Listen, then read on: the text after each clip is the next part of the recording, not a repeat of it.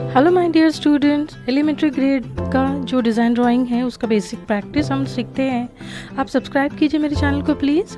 8.5 centimetre का हम एक रफ पेपर पे एक सर्कल बनाएंगे कंपास के सहारे, और फिर उसके अंदर बहुत ही सिंपल तरीके से rhythmic line and straight line के एलिमेंट्स से हम इस तरह डिज़ाइंस रेडी करेंगे।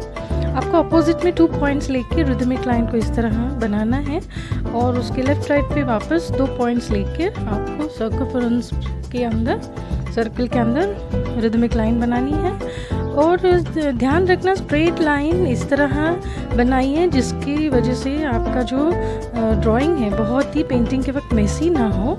वो हमेशा ख्याल रखना है एलिमेंट्री के एग्ज़ाम में। ये जो बेसिक्स है वो सिंपल है, यहाँ पर हम सिंपल एलिमेंट लेंगे क्योंकि एक फर्स्ट प्रैक्टिस रहती है।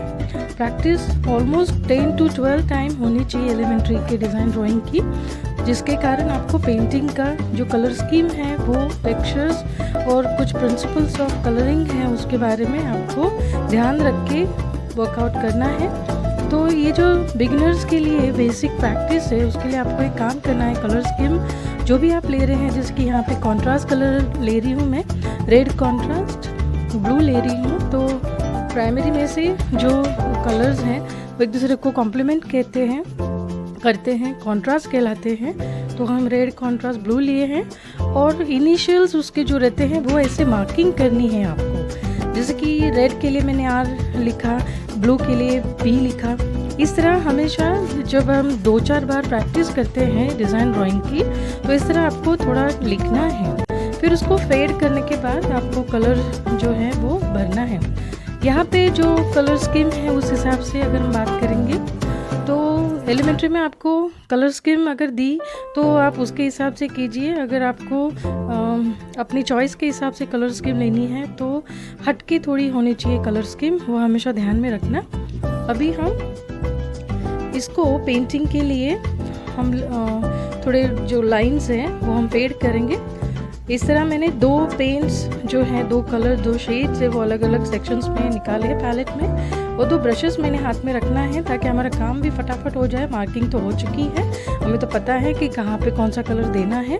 अभी हमें सिर्फ इतना ध्यान देना है कि जब हम यहाँ पे प्रैक्टिस कर रहे हैं तो इनिशियल जो रहता है, बिगिनर जो रहते हैं, वो बिगिनर्स के लिए मैं सलाह ये दूंगी कि आप टेक्सचर्स में फाइनली काम करें। टेक्सचर्स की वजह से आपके हाथों में फाइन वर्क आना शुरू होता है, ब्रश पे कंट्रोल आना शुरू होता है। इसकी वजह से आपका जो पेंट है वो एरिया से बाहर नहीं जाएगा, ये मेरा वादा है। तो आपको क्या करना है, सिंपल इस तरह यहाँ पे जो मैं सीड पैटर्न लिया है, सीड जो पैटर्न है वो हम यहाँ पर भर रहे हैं। एकदम आराम से सीड का जो शेप है ऐसे ड्रॉ करके डायरेक्ट पेंट से ही ड्रॉ करना है और उसमें कलर फिल करना है, सिंपल। तो इससे क्या होगा, आपका हाथ बैठता जाएगा पेंट पे, ब्रश पे, और आप अच्छी तरह से पेंटिंग भी सीखेंगे। तो ये दोनों काम एक तरीके से हो जाएगा। एक तो आपको कलर स्कीम बाय हार्ट होती जाएगी, आपका जो पेंट पे कंट्रोल है, ब्रश पे कंट्रोल है, वो आपको सीखने को मिलेगा। तो आई थिंक ये बिगिनर्स के लिए बहुत ही फ़ायदेमंद उपाय है कि आप इस तरह टेक्सचर्स के साथ पेंटिंग की प्रैक्टिस करते रहना है। मैं यहाँ पे 3 टोन शेड नहीं इस्तेमाल कर रही हूँ क्योंकि इनिशियल जब आप किसी भी टेक्सचर्स का प्रैक्टिस करेंगे तब आप हो सके तो टेक्सचर्स के साथ ही आप थोड़ा प्रैक्टिस कीजिए, उसमें 3 टोन शेड्स ना इंक्लूड करें।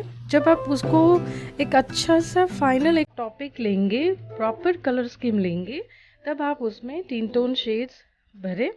इसका नेक्स्ट टॉपिक जो है इसी रिलेटेड रहेगा, तो आप सब्सक्राइब कीजिए, इंस्टाग्राम पर फॉलो कीजिए।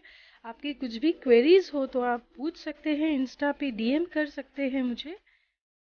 देखिए अभी ब्लू हो गया, अभी हम रेड कलर फिल करेंगे इस तरह। तो ऐसे 2 ब्रशेस हमें हाथ में रखना है तो हमारा काम ऐसे फटाफट हो जाएगा।